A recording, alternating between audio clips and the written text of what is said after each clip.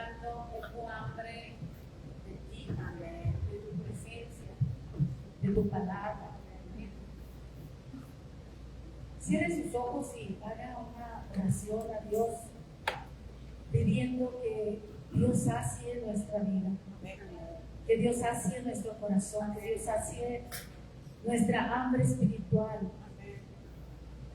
Hay muchas necesidades en el área almática. Que Dios ministre nuestras necesidades emocionales, sentimentales.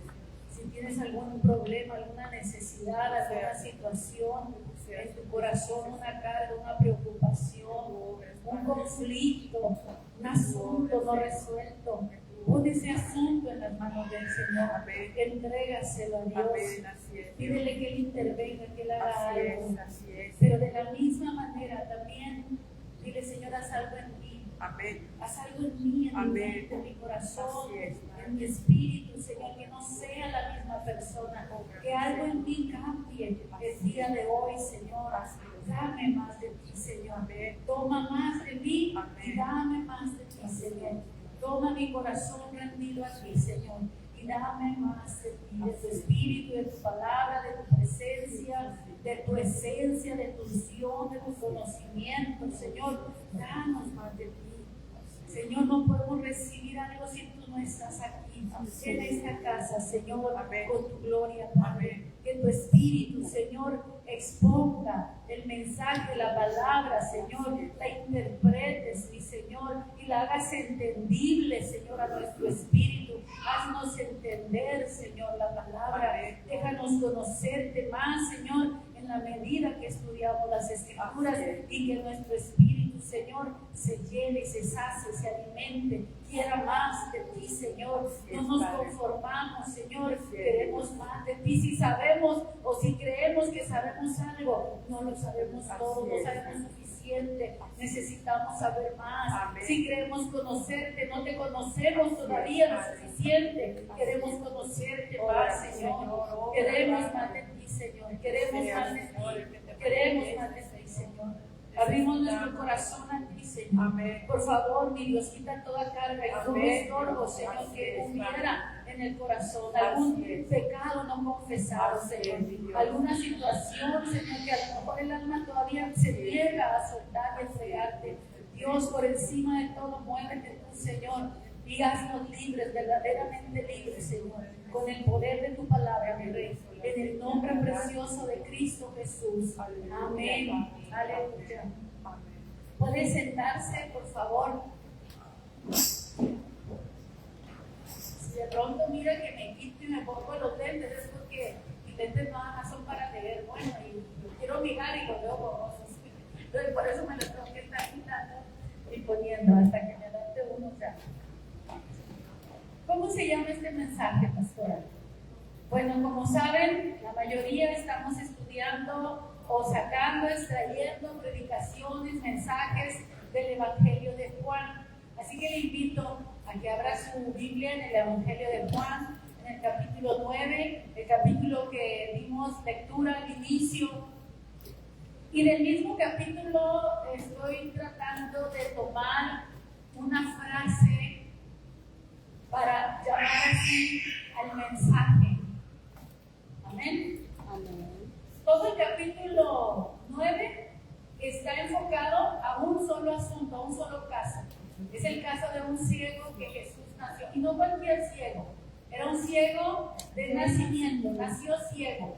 No es que perdió la vista en alguna etapa de su vida, sino que nació ciego, lo cual hacía imposible todavía más que este hombre creyera o tuviera esperanza algún día poder recuperar la vista. No existía un registro histórico de que alguien le hubiera dado la sanidad a un ciego. Ningún profeta de los antiguos, por poderoso que haya sido, que Dios lo usó para hacer maravillas y señales, no había un registro de que nadie hubiera sanado a un ciego de nacimiento. No había médicos, tampoco había en el área espiritual profetas o hombres de Dios para sanar a un ciego.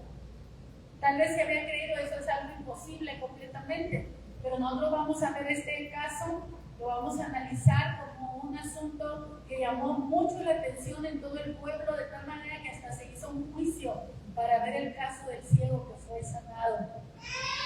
Como un dato curioso, quiero comentarle que el nombre de Jesús en el Nuevo Testamento se menciona un total de 842 veces. 842 veces en los 27 libros del Nuevo Testamento. Ahora, nada más en los 4 evangelios voy a mencionar, porque ya todos los demás libros son cantidades menores, pero los 4 evangelios, que son los que están enfocados para hablarnos de Jesús precisamente, en Mateo, el nombre de Jesús se menciona 174 veces. En el Evangelio de Marcos, que es el más pequeño, el más corto, se menciona 104 veces en 16 capítulos. En el Evangelio de Lucas, que es el evangelio muy profundo, de mucha historia, de mucha investigación, se menciona 126 veces. Pero en el Evangelio de Juan, el Evangelio de Juan cambia. El Evangelio de Juan tiene, aparte de los otros evangelios, tiene un deseo de manifestar el nombre de Jesús tan radical, hermanos, que lo menciona 244 veces, 70 veces más que el Evangelio de Mateo, que es el que lo mencionamos más, 174 contra 244, 70 veces más. En un evangelio más corto. Juan es más corto que Mateo. Juan tiene 22 capítulos, Mateo tiene 28 capítulos. ¿Se fijan? Qué interesante esto cuando estudiamos el Evangelio de Juan. Por eso se dice los evangelios sinópticos, Mateo, Marcos y Lucas. Y Juan queda a un lado. ¿Por qué? Porque el Evangelio de Juan tiene otros matices, tiene otros tonos, tiene otros intereses, tiene algo que los demás no tienen. Y no porque los demás no tengan valor, todos tienen un valor, pero el testimonio de Juan, mis hermanos, simplemente es diferente.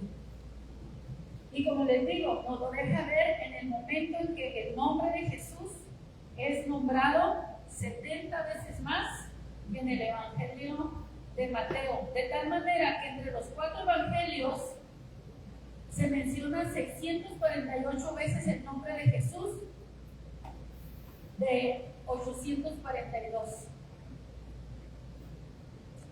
En Hechos creo que se menciona 50 veces y ya las demás cartas van bajando poco a poco el nombre, o las veces en que repiten el nombre o mencionan el nombre, no porque no lo mencionen, sino que lo mencionan más poco y se empiezan a enfocar, por ejemplo, en mencionar a Jesús como Jesucristo, Cristo, Hijo de Dios.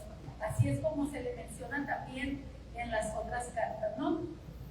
El Salvador, y hay diferentes Mesías, hay diferentes formas en las que se menciona a Jesús.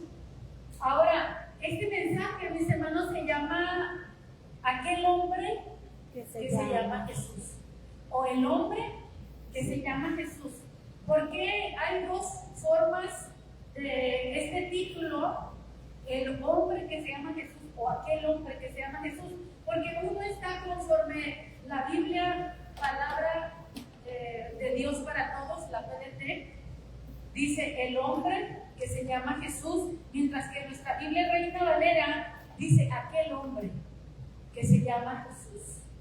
¿Y a qué se refiere con esta declaración? Es cuando se le pregunta al ciego, ¿quién te sanó? ¿Quién te devolvió la vista? ¿Cómo es posible que estando ciego ahora mires? Y él lo único que sabe es que aquel hombre que se llama Jesús hizo lodo con su saliva, le untó en los ojos, lo mandó al estanque de Siloé para lavarse y regresó mirando. Eso es lo único que él sabe.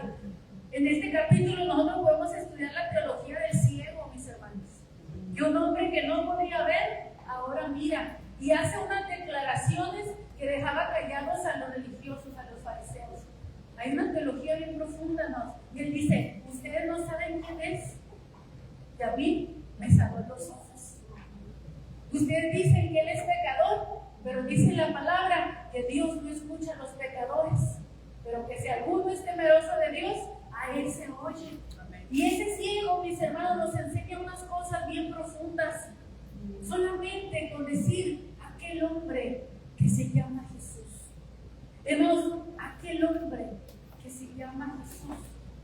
no se llamó Jesús, sino que se sigue llamando Jesús.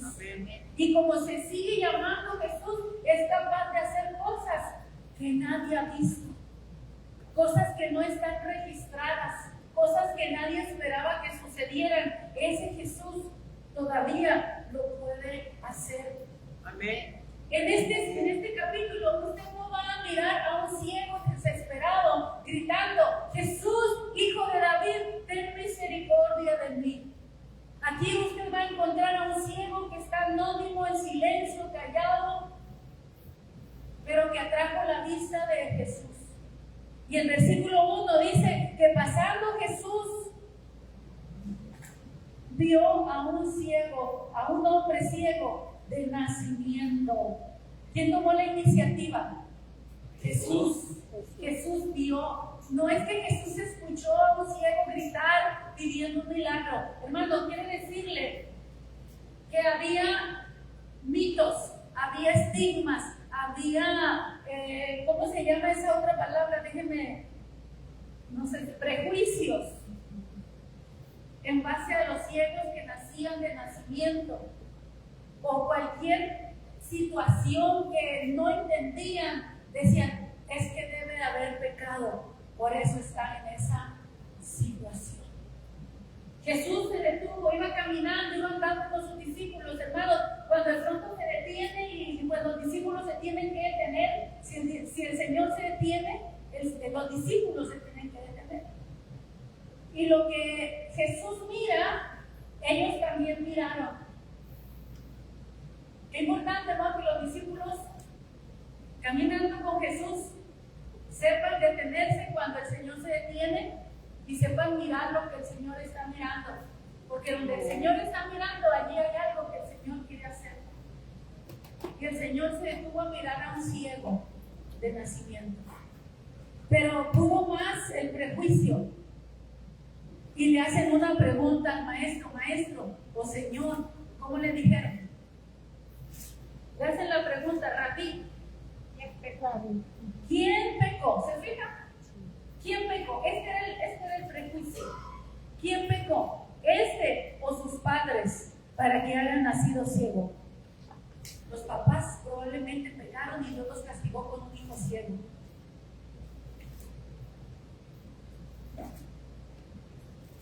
Los papás pecaron y Dios los castigó con un hijo vicioso. Los papás pecaron y Dios los castigó con un hijo enfermo. ¿Se fijan? Estigmas. Pero nadie sufre lo que sufren aquellos padres y no lo entienden.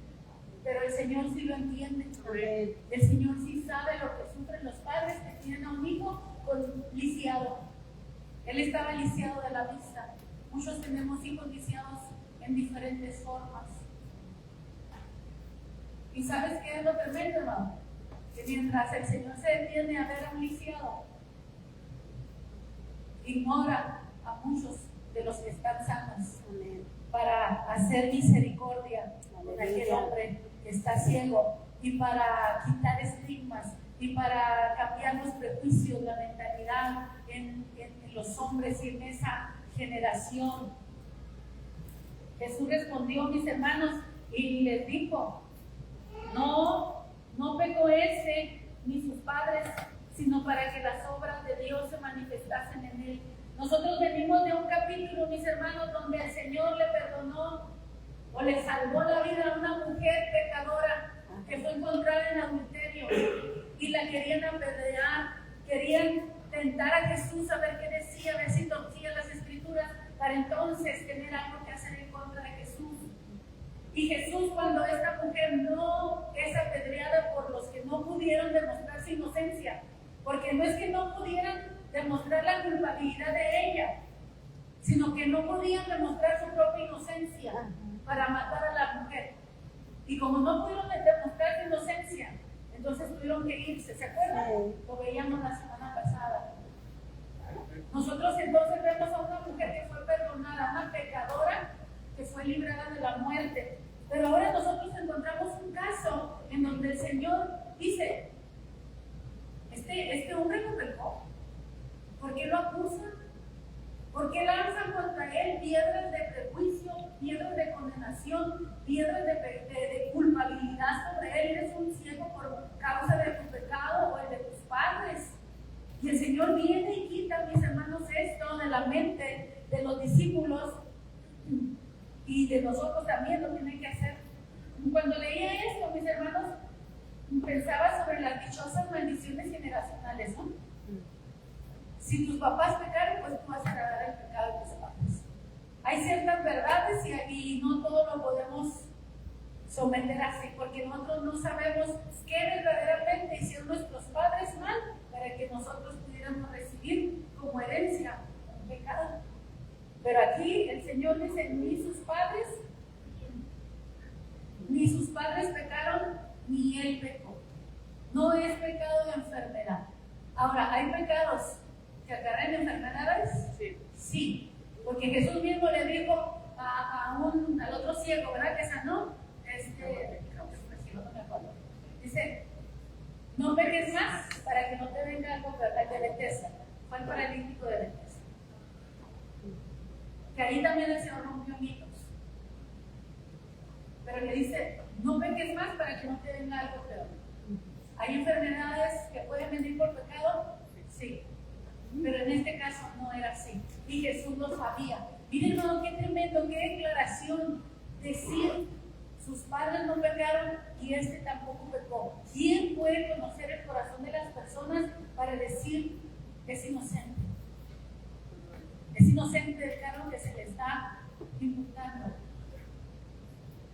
Enseguida, mis hermanos, vemos que Jesús dice, no pecó ni sus padres, sino para que las obras de Dios se manifiesten en él. Hermanos, ¿cuándo inició sus obras Dios? Según nosotros lo tenemos registrado en la Biblia.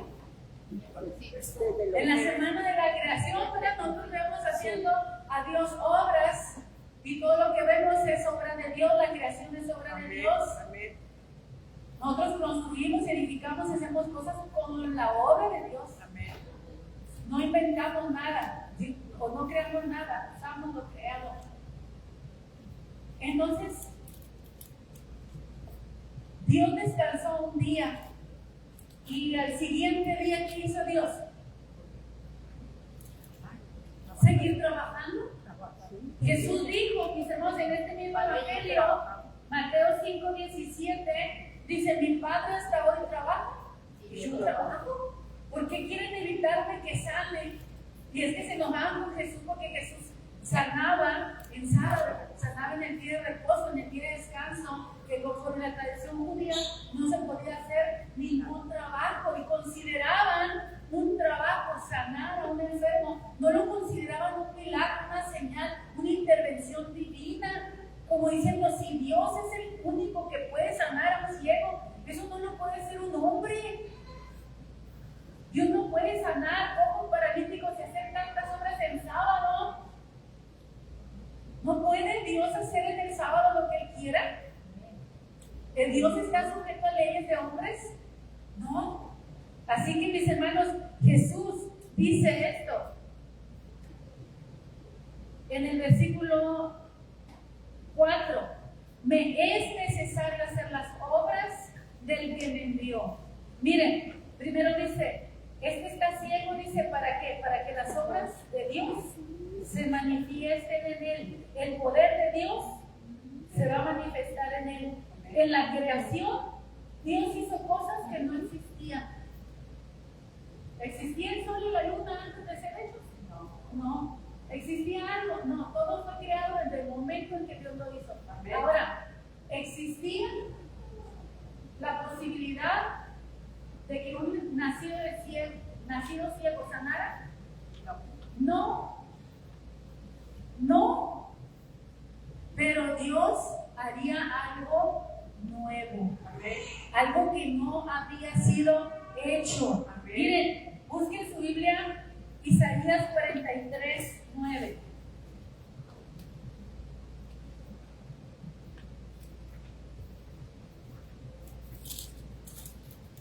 Isaías 43:9. Déjenme decirles también el texto. Es el 19, hermano, perdón, me faltó el palito, me faltó el 1. Dice, he aquí, yo hago cosa nueva, pronto saldrá la luz, no la conoceréis, otra vez abriré camino en el desierto y ríos en la soledad.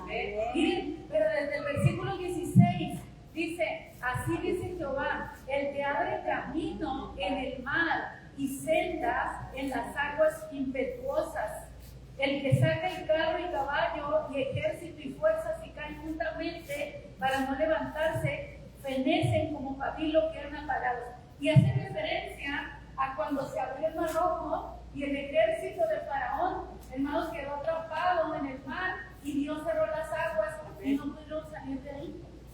Y el Señor dice, ustedes ya miraron que yo hice aquello maravilloso, que abrí el mar, pues dicen en el 19, he aquí, ¿hago qué? Cosa nueva. Cosa nueva.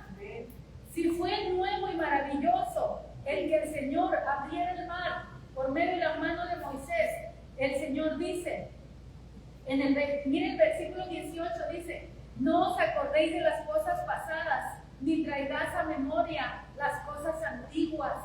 O sea, hay cosas grandes y maravillosas que ya Dios hizo en el pasado. Pero dice, ¿sabes qué? Dios todavía no ha acabado. Dios todavía no deja de sorprendernos. Amén. Dios todavía puede hacer cosas maravillosas. Aleluya. Iglesia, Dios todavía puede hacer algo en nosotros. Amén. Amén. Y a pesar de nosotros, porque Él es el que hace las obras. Es Él el que hace las obras. Amén. No se acuerden. Entonces ahí es donde entra. He aquí yo hago cosa nueva.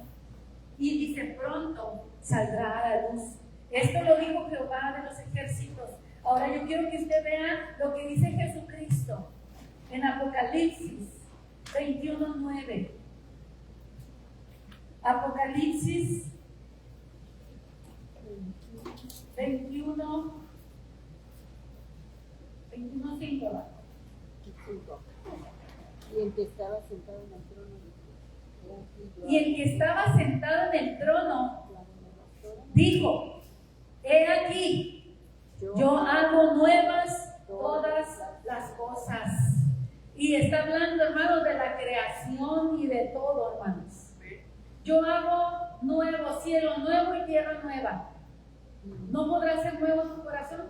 Amén. ¿No podrá ser nueva tu vida? ¿No podrá ser nueva la vida de alguien más? Amén. Si el Señor Amén. es el cielo nuevo y tierra nueva, ¿no podrá hacer algo nuevo en ti? Hermanos, muchos de nosotros hemos perdido la esperanza que Dios haga algo en nosotros en alguna situación. Pero para Dios es posible. Amén. Para Dios todas las cosas son posibles. Al que cree, dice, todas las cosas son posibles. ¿Por qué? Porque el Señor puede hacer nuevas todas las cosas. Y enseguida dice en el versículo 6, hecho está, yo soy el alfa y el omega, el principio y el fin. Al que tuviere sed, yo le daré gratuitamente la fuente del agua de vida. Al que venciere, heredará todas las cosas. Yo seré su Dios y él será mi hijo. Al que tiene sed, el Señor nos manda. Al que tiene una necesidad, dice el Señor, yo lo voy a saciar. Ahora, el Señor está por hacer algo nuevo. ¿Cómo lo va a hacer? Amén, aleluya. El Señor, hermanos, escupió en la tierra. Amén. Algo nuevo. El Señor no había sanado ni sanó a nadie más de esa manera. Amén. ¿Se fija? ¿Se imagina usted escupiendo en la tierra y luego con el dedo revolver la saliva con la tierra y hacer un lodo, una pasta que el Señor va a convertir en una medicina que va a poner en los ojos del ciego? Y a lo mejor usted puede decir, pastora, eso yo no lo creo. Los fariseos tampoco creían. Por eso mandaron a llamar a los papás y le dijeron, oigan, este es el hijo que ustedes dicen que nació ciego, porque ellos tampoco creían. Si la misma gente que vivió en ese momento el episodio no lo creía, cuanto más nosotros, ¿verdad? Que estamos a 2000 años de distancia leyendo unas escrituras, pero el testimonio del ciego, hermano, sigue siendo el mismo. Amén. Amén. ¿Cuál es el mensaje que este ciego le da a esta generación? Aquel hombre que se llama Jesús hizo lodo, me untó, me mandó a que me lavara y ahora veo. Ese es el mismo testimonio, mis hermanos, que nosotros podemos escuchar en este tiempo.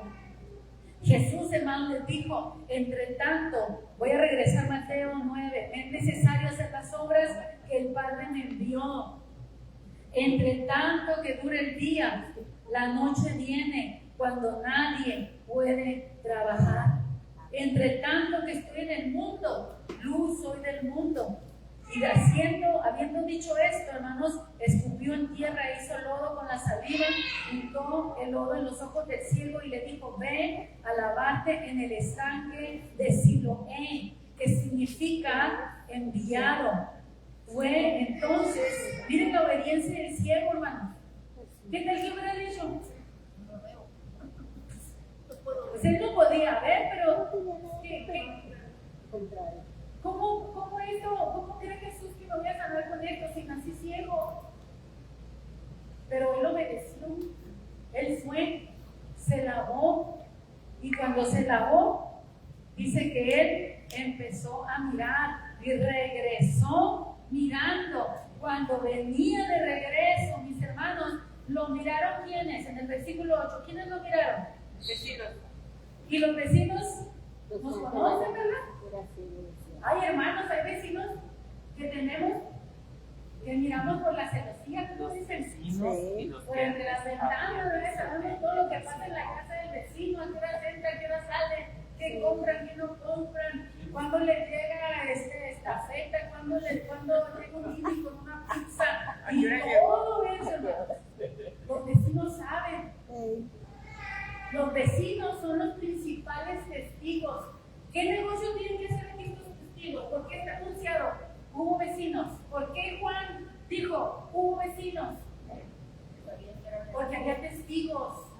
Había testigos aquí que miraron al ciego, que conocían al ciego. Toda su vida nació ciego. Y dice también, y los que antes le habían visto, que no le conocían mucho, pero que también dice, le habían visto que era ciego. ¿Qué valor tiene este versículo bíblico? El valor del testimonio.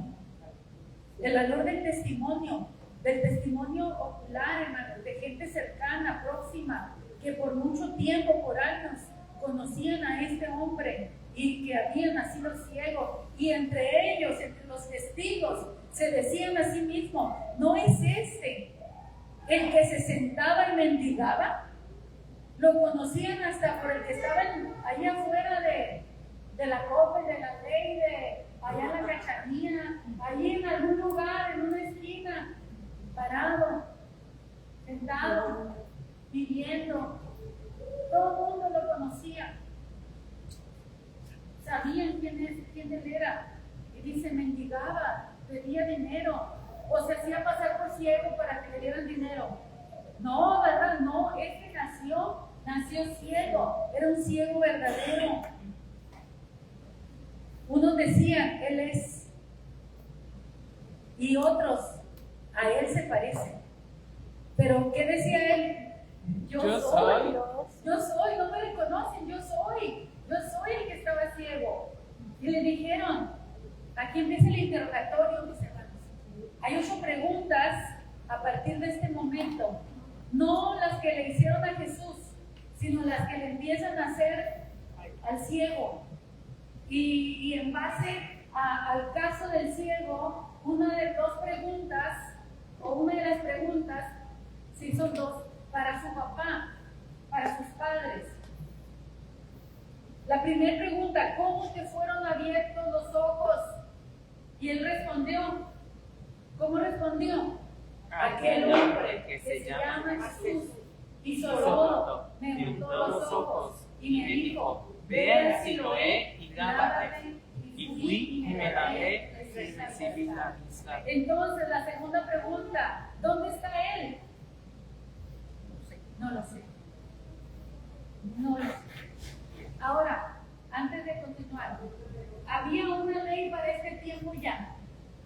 Había una ley que cualquiera que confesara a Jesús lo iban a expulsar o excomulgar de la iglesia, de las sinagogas. no los iban a dejar entrar. Yo quiero que ustedes piensen eso, que para el tiempo en que Jesús nació al ciego, Jesús ya tenía fama, Jesús ya traía enemigos, ya mucha gente no lo quería, principalmente fariseos, principalmente gente religiosa, no lo quería, porque pensaban que quería tomar un lugar que no le correspondía y muchas cosas. Ya estaba esto. Ahora, el ciego va a empezar a decir Jesús y a confesar. ¿Quién me sanó? Jesús, a sabiendas que lo podían expulsar de las sinagogas y de no volver a entrar a un templo una vez más. No avergonzarse, eso implica no avergonzarnos de Jesús en esta generación. Que en esta generación nosotros también digamos, ¿a quién sigues tú? ¿En quién crees tú? En Jesús. ¿En quién crees tú? En Jesús. No digan creo en Dios, creo en En Jesús. Jesús. Porque no le van a perseguir por decir creo en Dios. Van a perseguir al que dice creo en Jesús. Porque el nombre de Jesús, mis hermanos, siempre ha sido perseguido. En este tiempo el nombre de Jesús sigue siendo perseguido, sigue siendo menospreciado. Pero ese mismo nombre sigue haciendo cosas poderosas. Amén. Él hace nuevas todas las cosas. Aleluya, amén. La siguiente pregunta, entonces, ¿dónde está Él? No sé. ¿Cómo supo que se llamaba Jesús? Hubo un paralítico que Jesús sanó y ese paralítico no supo quién lo había sanado. No supo ni siquiera el nombre y él sí tenía ojos para ver, pero él no supo por nombre quién lo había sanado. Él no supo decir, Jesús me sanó. Cuando le dijeron, ¿por qué llevas tu lecho? Él nada más dijo, el que me sanó me dijo que tomara mi lecho. ¿Y quién te lo dijo? Pues no sé. Pero este ciego, hermanos, a pesar de que él no podía ver, tenía muy desarrollado su sentido del oído. Y él supo que el que lo había sanado se llamaba Jesús. Y él pudo decir abiertamente, el que me sanó, aquel que se llama Jesús, hizo el lodo, ya lo saben. Ahora, ¿dónde está? Eso sí, no sé por qué, porque no vi. Yo fui a lavarme y regresé, ya no sé dónde está él. Ahora, él está sanado, pero ahora no sabe dónde está Jesús.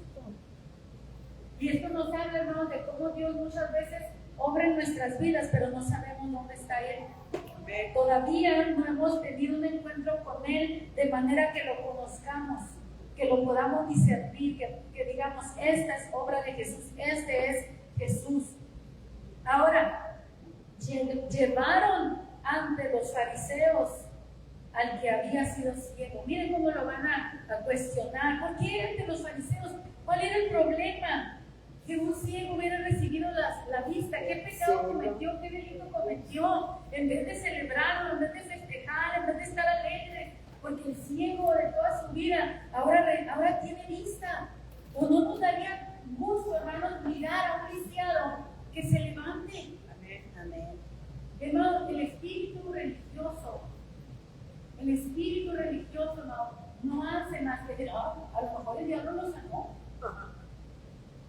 Y no nos gusta a veces ver que otros se levantan, no nos gusta ver a veces que Dios puede hacer algo en otro y decimos, pero si aquel mira, espíritu fariseo, espíritu religioso, ellos no podían ver las obras de Dios, estaban ciegos. Por eso Jesús les decía, porque dicen que vemos, su pecado permanece. Están más ciegos que nada. Ciegos espiritualmente, no podían ver las obras de Dios. Imagínense, no podían ver las obras de Dios porque estaban cegados por la ley del reposo, por la ley del descanso. Sus ojos estaban vedados. Es que hoy no se hace nada. Hoy no se hace nada. Ni siquiera una obra nueva, ni siquiera algo que no estaba registrado. Ellos no le podían dar valor a lo que Dios estaba haciendo delante de sus ojos. Le decía de sus narices, pero bueno, mejor de sus ojos, ¿verdad? No de sus narices de ustedes, delante de ellos. Amén. Que no se van a enojar conmigo. Entonces le dije, los llevaron ante los fariseos y dice el versículo 14, ¿y era qué? Día de reposo. Este era el problema. Este era el problema. Y era día de reposo cuando Jesús había hecho el lodo y le había abierto los ojos. ¿Qué pecado hay en que usted escupa en la tierra y mueva el dedito allí? ¿Ese es un pecado? No. Bueno. Pero el espíritu religioso, cegado por el día de reposo, le devolvió la vista al ciego y eso no tenía ningún valor. Entonces, era día de reposo cuando Jesús había hecho el lodo y le había abierto los ojos. Volvieron pues a preguntarle, aquí está implícita otra vez la misma pregunta. Le preguntaron ahora a los fariseos cómo había recibido la vista. Hermanos, al igual que Pablo en el libro de los Hechos, Pablo contó su testimonio 3 veces, creo, en el libro de los Hechos. Cada vez que tenía que comparecer, él volvía a contar todos los hechos, desde el principio a fin. ¿Por qué? ¿Cómo fue que te convertiste? ¿Cómo fue que ahora eres un loco predicador del Evangelio? ¿Cómo es que ahora predicas a Cristo? Y él compartía su testimonio. Y así está este ciego, mis hermanos, dando el testimonio otra vez. Sin, miren, hermano, cuando una persona está mintiendo, se le interroga mucho. ¿Y saben cómo se sabe cuando no está diciendo la verdad? Porque hay cosas que se contradicen y cambia la versión y cosas ya no llegan a coincidir. Entonces el juez puede determinar, este no está diciendo la verdad. Pero el testimonio de este ciego era el mismo. Era el mismo. Era el mismo. Era el mismo. No cambiaba. ¿Qué dice el ciego? Me puso el lodo sobre los ojos. No le echó crema a los tacos. ¿Sí? No dijo, hizo una tonelada de lodo. No engrandeció como luego muchos nos buscan engrandecer algo, ¿verdad? Para que la gente se asombre de lo que estamos diciendo. Y después nos damos cuenta que era algo mínimo, ¿no? Pero él no, él tiene el valor para decir las cosas del tamaño que son. Hizo lodo. Así nada más, así de simple, así de sencillo, hizo lodo. Y me sanó. Me puso el lodo sobre los ojos y me lavó y veo. Entonces algunos de los fariseos decían, ese hombre no procede de Dios. Miren lo que determinaron, no, porque Jesús hizo lodo con el dedo. Ese hombre no procede de Dios. ¿Por qué? Porque no guarda el día de reposo. Le ensombrecían los ojos. No lo ensombrecía, los enceguecía. Estaban ciegos, hermanos, mirando solo una ley y no estaban mirando la ley que viene por ahí escrita en los profetas. Oh hombre, Dios te ha declarado lo que es bueno y lo que pide Jehová de ti.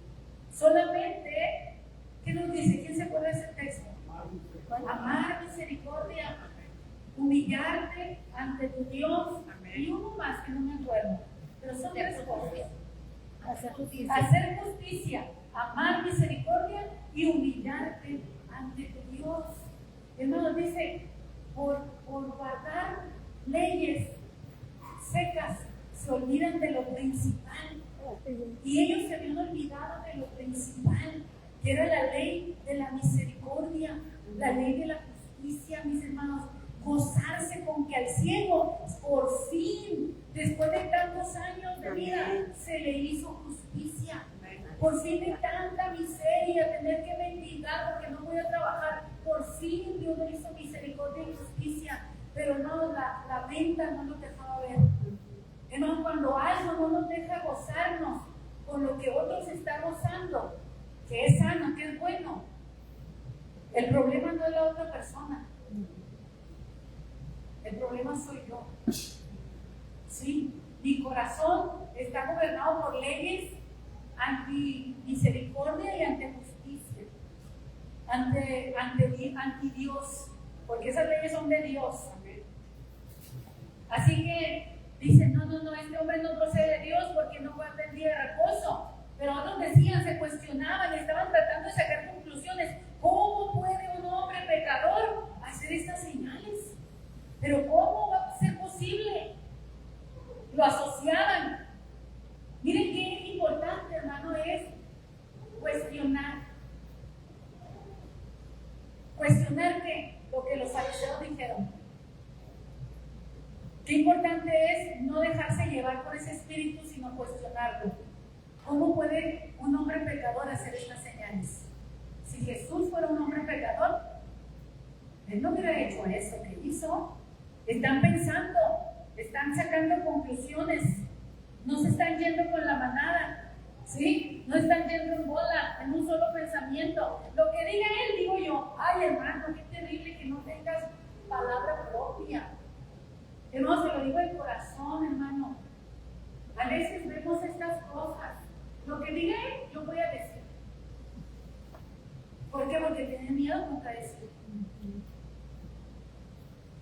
Y ahí se van, hermanos. Tenemos que aprender a tener criterio propio y hablar con nosotros mismos, así como los papás dijeron, ¿qué edad tiene? Él puede hablar, pregúntele a él. Él va a decir, porque tenían miedo, ¿verdad? De ser excluidos de la comunidad, de la sinagoga. Miren, hermanos, entonces están cuestionando. Dice el versículo 16 que había disensión entre ellos. Ya no estaban de acuerdo, ya no sabían qué decir, no sabían, ¿era de Dios o no era de Dios? ¿Qué está pasando aquí? Y entonces, como no saben qué decir, le hacen la pregunta al ciego: ¿qué dices tú del que te abrió los ojos? ¿Y cuál fue la respuesta? Una respuesta sin temor, hermanos, una respuesta sin temor. Él no tuvo temor de decir lo que él creía, lo que él pensaba. Él dijo lo que él creyó de acuerdo a su capacidad. Y él dijo, yo creo que es profeta. Al decir creo que es profeta, está diciendo, yo creo que es un hombre de Dios. Yo creo que este viene de Dios. Yo no creo que sea lo que los fariseos dicen, que es un pecador. ¿Se fijan? Lo que es pararte firme y contradecir lo mal que se está diciendo alrededor. Pero los judíos no creían que él había sido ciego y que había recibido la vista hasta que llamaron a los padres del que había recibido la vista. ¿Quién mejor que los papás? ¿Quién mejor que tus papás para decir quién eres tú? ¿Cómo naciste? Amén. Los principales testigos. Porque es que yo no creo lo que los vecinos dicen. Yo no creo los que lo veían. Yo no creo que los fariseos nunca hayan visto a este ciego mendigar, o nunca volvieron a verlo, porque era, como decían ellos, un hombre que nació en pecado. No es el que me contamine de verlo. Acuérdense que el Señor dijo la parábola del samaritano, del buen samaritano. Hubo un hombre que descendía de Jerusalén y fue golpeado, y luego pasaron por ahí un sacerdote y luego un levita, y no lo ayudaron. Estos fariseos no conocían al ciego. ¿A qué ver? Que no conozcamos las necesidades, ¿verdad?, de la gente que está a nuestro alrededor, y que es tan obvia, que son necesidades obvias. No es que son encubiertas, no, son manifiestas, son obvias. Pero ellos no veían la necesidad del prójimo, como tampoco podían ver que Jesús era un hombre de Dios. Entonces la siguiente pregunta ¿es este vuestro hijo? Si hubieran podido, le hubieran hecho una prueba de ADN. Ajá, es cierto. Para estar seguros que verdaderamente ese hombre era su hijo. ¿Este es su hijo, el que vosotros decís que nació ciego? ¿Cómo pueden ver ahora? Sus padres no lo sabemos. Lo que sí sabemos es que este es nuestro hijo. ¿Cómo mira ahora? Y que nació ciego. ¿Cómo mira ahora? No lo sabemos. Y se empieza a hacer un juego de palabras entre lo sé y no lo sé, lo sé y no lo sé, lo sé y no lo sé. ¿Sabemos que este es nuestro hijo? No sabemos cómo está ciego. ¿O quién le haya abierto los ojos? Nosotros tampoco lo sabemos. Y es donde dan la respuesta. ¿Qué edad tiene? Pregúntenle a él, les puede decir quién fue el que le dio la vista. En el versículo 24, del versículo 24, entonces volvieron a llamar al hombre que había sido ciego y le dijeron, da gloria a Dios, nosotros sabemos. Miren, esto sí saben. Se fija, el juego de palabras, sabemos y no sabemos. Nosotros sabemos que ese hombre es pecador. No nos importa que tú creas que es un profeta. Nosotros sabemos que es pecador. ¿Por qué? Porque no guarda la ley, porque no descansa el sábado, porque hace misericordia los sábados, porque hace justicia los sábados. Es un pecador. ¿Qué argumentos tenían para decir que era un pecador? No había, hermanos. No hay peor ciego el que no quiere ver. Así es. No hay peor ciego que el que no quiere ver. Nosotros sabemos que este hombre es pecador. Entonces, el ciego, mis hermanos, va a empezar con su teología y dice, si es pecador, como ustedes dicen, no lo sé. ¿Se fijan? El juego de lo sé y no lo sé. Lo sabemos, no lo sabemos. Si eres pecador, no lo sé. Una cosa sé. Otra vez. Una cosa sé. Que habiendo yo sido ciego, ahora veo. Hermano, ¿quién te convence de lo contrario? Cuando tú mismo eres el testimonio de la gracia y de la misericordia de Dios. ¿Quién te puede decir a ti, no es cierto? No, el que te sanó no fue Dios. Cuando tú mismo sabes que lo que tú estás pasando, lo que pasaste, nadie pudo haber hecho algo si no fue Dios.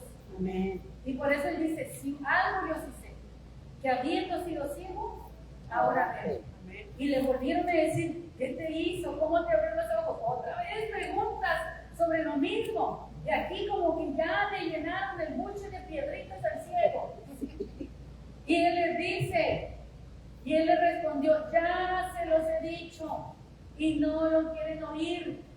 Se fijan, no hay peor ciego que el que no quiere ver, ¿verdad? Aquí no hay peor sordo que el que no quiere oír. ¿Por qué queréis? Ahora, la última pregunta que aparece aquí, se la va a hacer el ciego a ellos. Ahora es el acusado al juez, haciéndole la pregunta al juez. Y el juez quedándose sin respuesta, o enojándose. ¿Por qué queréis oír otra vez mi testimonio? ¿Queréis también vosotros haceros sus discípulos? Y aquí, mis hermanos, es como que les embarró el pastel en la cara y se enojaron. Y le injuriaron, le maldijeron, hermanos. Le maldijeron y dijeron, tú eres su discípulo, pero nosotros, discípulos de Moisés, somos. Nosotros sabemos, continúan con lo que sí saben. Nosotros sabemos que Dios ha hablado a Moisés, pero respecto a ese, no sabemos de dónde sea. No sabemos de dónde viene, de dónde sea. Respondió el hombre y les dijo, pues esto es lo maravilloso. Yo quiero que ustedes se imaginen al ciego, hermanos, expresándose con una cara brillante, reluciente de gozo, de alegría. Imagínense ese ciego que fue sanado. No estaba ahí, ay, pues fíjense, imagínense, y a mí me sanó. No, hermanos, él estaba abierto, expresivo. Pues esto es lo maravilloso, que vosotros no sepáis de dónde sea, y a mí me abrió los ojos. Y termina con el sabemos, y sabemos. Esto lo sabemos, ¿por qué? Porque está escrito en la Escritura que Dios no escucha a los pecadores. Eso está escrito en la ley, y sabemos que Dios no oye a los pecadores. Pero si alguno es temeroso de Dios y hace su voluntad, a ese oye.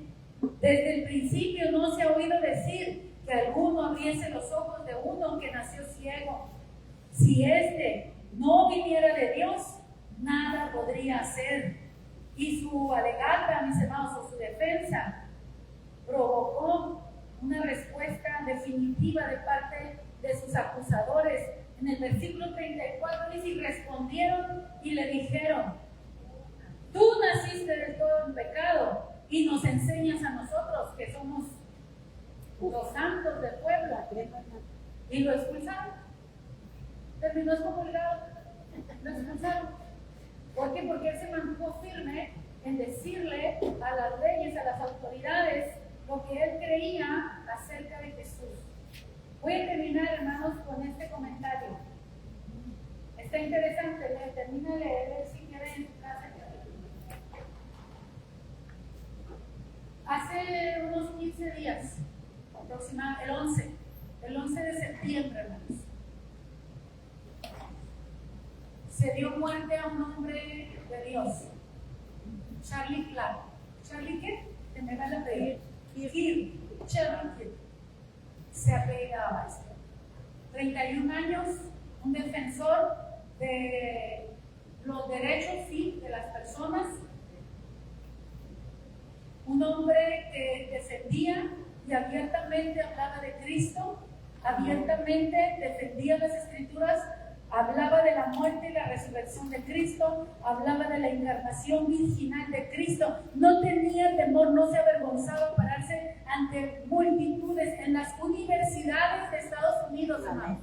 Él iba por años, hermano, tenía años yendo a las universidades a conversar, a dialogar, a hablar con los jóvenes sobre asuntos tanto que tenían que ver con su identidad, que ahorita son conversaciones de moda y que muchos cristianos están cediendo a ese perfil, y él no. Pero también hablaba de políticas, de asuntos internacionales, globales, mundiales, de Estados Unidos, de todo. Un hombre súper preparado. Lo mataron. ¿Por qué? Por su fe. Muchos se alegraron de que lo hayan matado.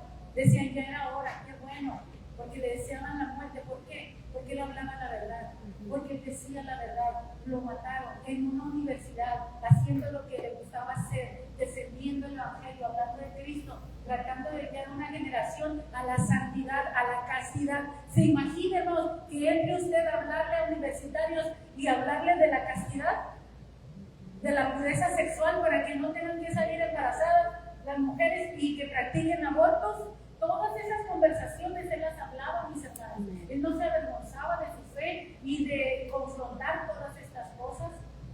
Y lo mataron, hermanos.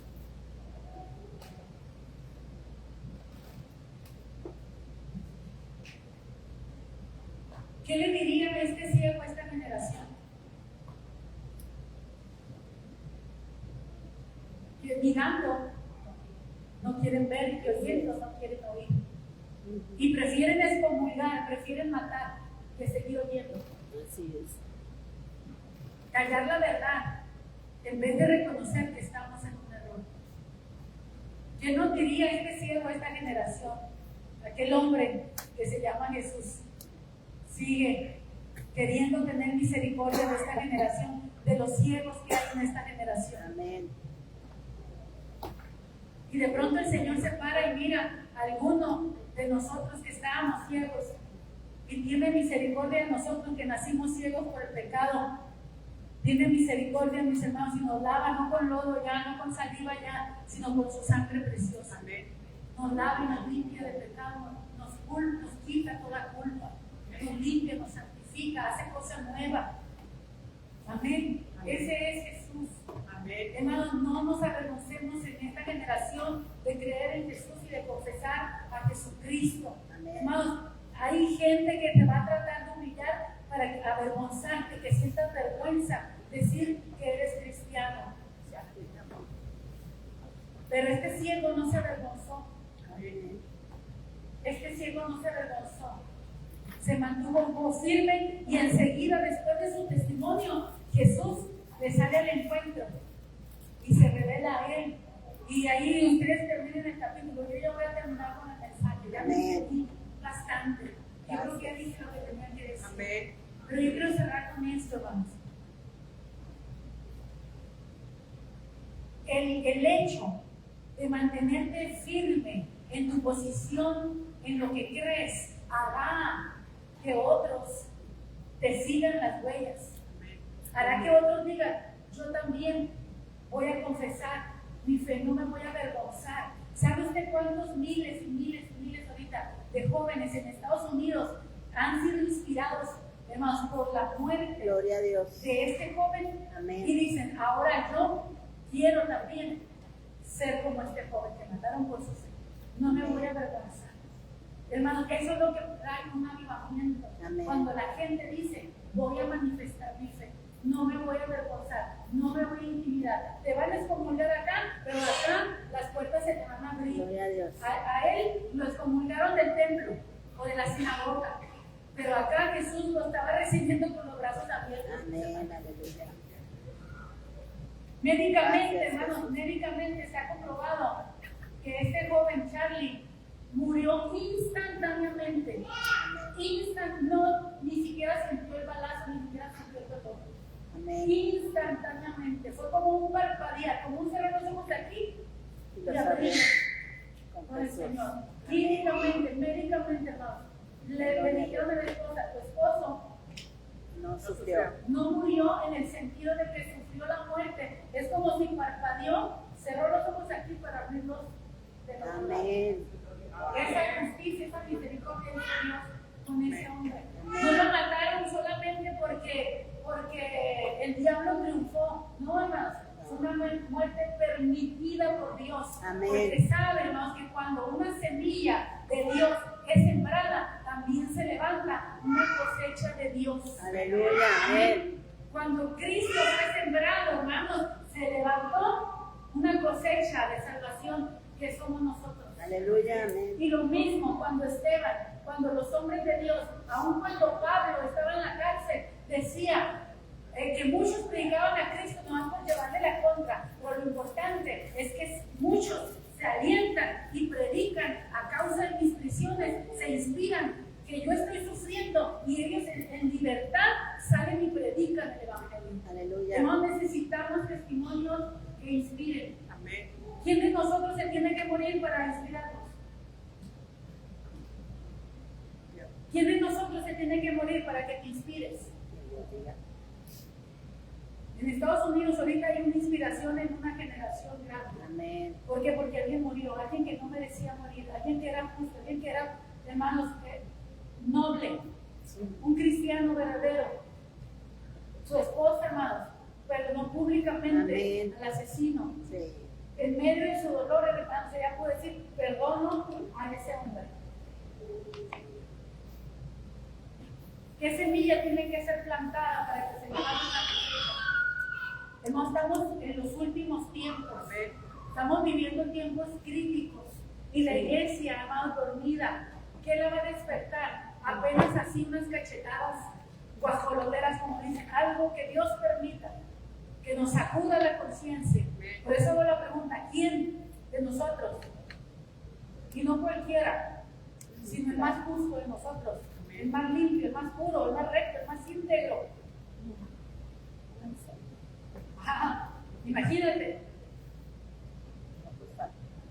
Eso despierta, eso te mueve. Y no de cualquier forma, de una manera práctica a veces, como esta.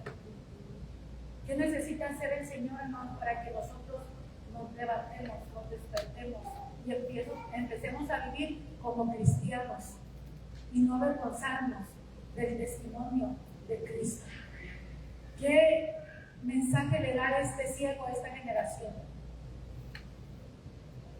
Jesús le dijo a los fariseos de su generación, ciegos, guíate ciegos.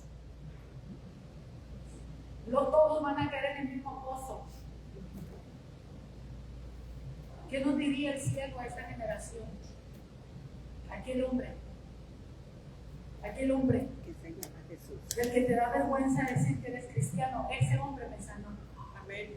Aquel hombre que piensas que no existió, que es un mito, o una filosofía, perdón, una fantasía, una historia, un Jesús histórico, ese fue el que me sanó. Amén. Y hubo muchos testigos, y un caso donde hay tantos testigos no se puede negar, no se puede contradecir. Amén. Amén. Aunque haya sido hace 2000 años, sigue siendo verídico. Amén.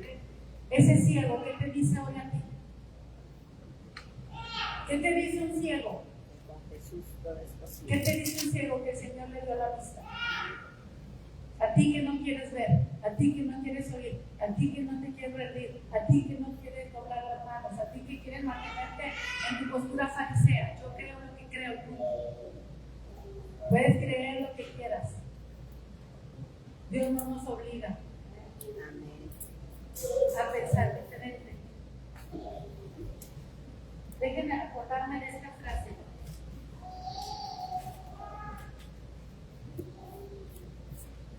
Gracias, Señor. Gracias. Venía a mi mente esa frase.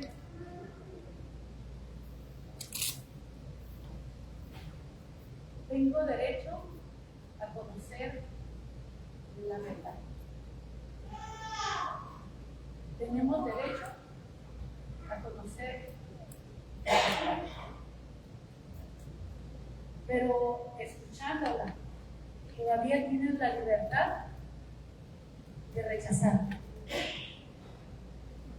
Para Dios, considera un derecho. Ya recordé, tengo derecho a creer lo que yo quiera. ¿Y sabes qué dice Dios? No tienes derecho a creer lo que tú quieras. Tienes derecho a conocer la verdad. Porque ahorita la legata es, yo puedo creer lo que yo quiera. Yo puedo vivir de la manera que yo quiera. Y el Señor dice, tienes la libertad de hacerlo, pero no, esa libertad no es un derecho. El derecho que sí tienes es que conozcas la verdad. Y la verdad te hará libre. Amén. Y cuando la verdad te hace libre, tú dices, lo que yo creía estaba mal. Amén. Yo solo sé que habiendo sido ciego, ahora veo. No sabía, no entendía, pero ahora entiendo, ahora veo. ¿Quieres entender, quieres saber, quieres conocer a Cristo? Estás a la distancia de una oración, decirle a Dios, Señor, quiero conocerte. Señor, quiero conocerte. Señor, quiero conocerte. Es solo una oración, es solo un clamor. Señor, yo quiero conocer. Quiero conocer a aquel hombre que se llama Jesús. Quiero conocer. Quiero conocer a aquel que sanó ese ciego. Quiero saber ese hombre que hace nuevas todas las cosas. Amén. Quiero conocerlo, al que manifiesta las obras de Dios. Quiero conocerlo. Aunque digan que es un pecador, aunque digan que es un mentiroso, aunque digan de él lo que digan en esta generación, así lo hicieron también cuando él estaba físicamente en la tierra. Aunque digan lo que digan de Jesús, yo quiero conocer a ese hombre que se llama Jesús. Ponte de ti. Padre, tu palabra, Señor, es expuesta. Y sabemos que tú ministras y tú hablas a nuestras vidas en una y en otra forma. Porque tú consideras, Señor, que es un derecho para nosotros el conocer la verdad. Y tú nos hablas la verdad a pesar de que nos hacemos sordos a ella y nos hacemos ciegos a ella. Y a pesar de eso, tú sigues hablando, porque tú no puedes hablar otra cosa que no sea la verdad.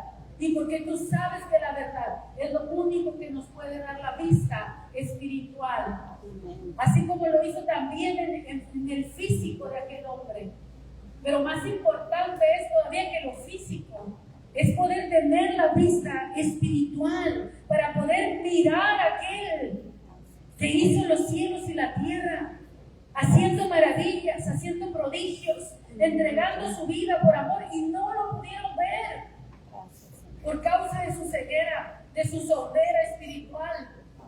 Dios, qué terrible es vivir muertos en nuestros delitos y pecados, insensibles, aletargados, Señor, a tu palabra, a tu presencia. No te oímos, no te sentimos, no te vemos, no te palpamos, no hay conexión contigo, Señor. Dios, ten misericordia, detente y míranos, Señor, como te tuviste a mirar a ese ciego.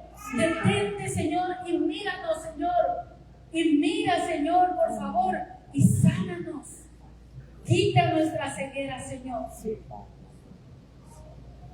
Úntanos, Señor, con la sangre preciosa Oh, sí, que Padre. derramaste en la cruz del Calvario.